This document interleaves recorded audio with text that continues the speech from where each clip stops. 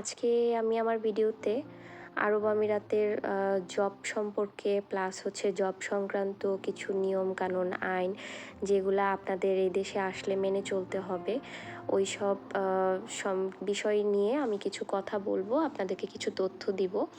তো শেষ পর্যন্ত ভিডিওটি দেখবেন, তাহলে আশা করি যারা আপনারা এই দেশে আসতে চাচ্ছেন আপনাদের অনেকটা উপকার হবে।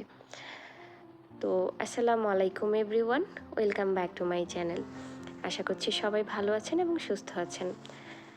আমি আজকের যে ভিডিওটি আপনারা দেখতে পাচ্ছেন ওই ভিডিওতে আমি জুমাইরা বিচে যাচ্ছি আমার হাজব্যান্ডের সাথে, তার কলিগও গিয়েছিল, আমরা ঘুরতে গিয়েছিলাম। তো ভিডিওটা দেখেন আর প্লাস আমার ইম্পর্টেন্ট যে কথাগুলো আছে জব সংক্রান্ত ওগুলা শোনেন। তো আরব আমিরাতের জব সংক্রান্ত বিষয়গুলো কি যে আপনার এখন তো অন্যান্য যত ভিসা আছে সবই বন্ধ আছে কয়েক বছর যাবত। তো এখন শুধু হাই প্রফেশন ভিসাটা ওপেন আছে, ওইটার জন্য আপনাকে অনার্স কমপ্লিট করে ওই সার্টিফিকেট অ্যাটেস্টেশন করে ভিসাটা করতে হয়। তাও সবার হচ্ছে না, স্পেশালি ডাক্তার, ইঞ্জিনিয়ার, ফার্মাসিস্ট মানে এই ধরনের কিছু প্রফেশনের ভিসা ইজিলি হয়ে যাচ্ছে, কিন্তু অন্যান্য প্রফেশনগুলা দেখা যাচ্ছে একটু সমস্যা অনেকেই সম্মুখীন হচ্ছে এরকম। তো যাই হোক, তো জব ভিসা সম্পর্কে আমি এখন কিছু বলতে চাচ্ছি না। ভিসা সম্পর্কে যদি আপনাদের কারো কিছু জানার ইচ্ছে থাকে আমি আপনাদেরকে সঠিক তথ্য অবশ্যই দিব। আমি যতটুকু জানি আমি আপনাদেরকে জানাবো। আপনারা অবশ্যই আমাকে কমেন্ট করে জানাবেন যদি ভিসা সম্পর্কে কিছু জানতে চান।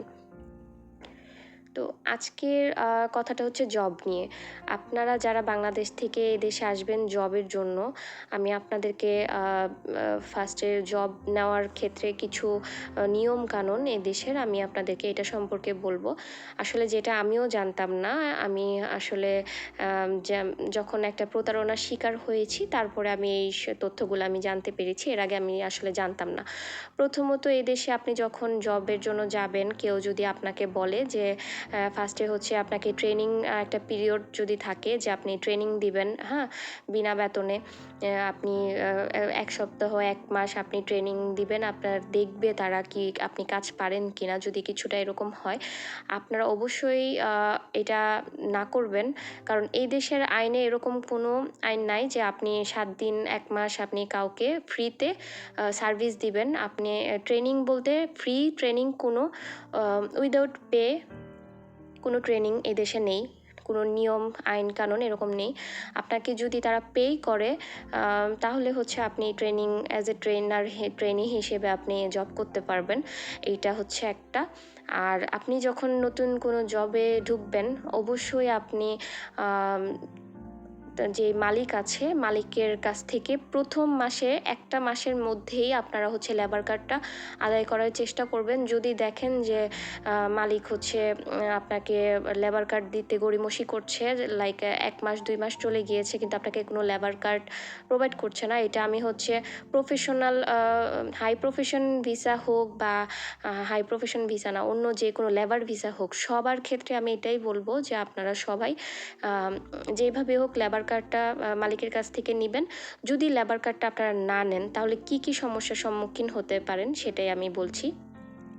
লেবার কার্ড ছাড়া ধরেন আপনার কোম্পানির মালিক, আপনি 2 মাস 3 মাস আপনি জব করেছেন কিন্তু সে আপনার স্যালারি আপনাকে দিচ্ছে না, সেক্ষেত্রে আপনি কোনো অ্যাকশন নিতে পারবেন না। আপনি এখানে যে মিনিস্ট্রি বলেন, লেবার মিনিস্ট্রি, তারা প্রথমে আপনার কমপ্লেনটা সম্পর্কে জানতে চাবে যে আপনার লেবার কার্ড আছে কিনা। আপনি যখন কমপ্লেন করবেন যদি লেবার কার্ড না থাকে তাহলে আপনার কমপ্লেনটা তারা নিবে না। তারা এটা বলবে যে না, লেবার কার্ড নিয়ে আসো, তখন আমরা দেখছি। যদি লেবার কার্ড থাকে আর কোনো মালিক যদি আপনাদেরকে স্যালারি না দেয় তাহলে এটার আইনটা খুব ভালোভাবেই কাজ করে, তারা খুব ভালো আইনি পদক্ষেপ নেয়।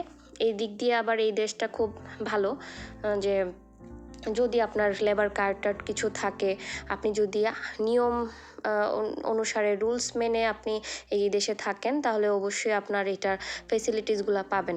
আর যদি আপনি আপনার মালিক আপনার সাথে প্রতারণা করে কোনোভাবে ছলছাতুরি করে আপনার লেবার কার্ডটা না দিয়ে আপনার টাকা পয়সা মেরে দেয়, আপনি কিছুই করতে পারবেন না যদি লেবার কার্ড না থাকে।